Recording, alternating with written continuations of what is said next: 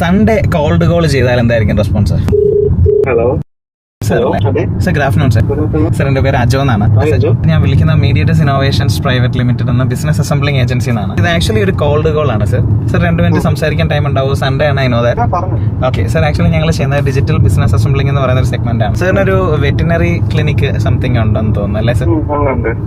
അജോ, എനിക്ക് basically digital assembly service പറഞ്ഞാൽ മനസ്സിലായിട്ടില്ല എന്തുവാണ്, ഞാൻ ആദ്യമായിട്ട് കേൾക്കുന്നതന്നെ. സർ ഇതൊരു ക്ലിനിക് അല്ലേ? ഫിസിക്കലി റൺ ചെയ്യുന്ന ക്ലിനിക് അല്ലേ?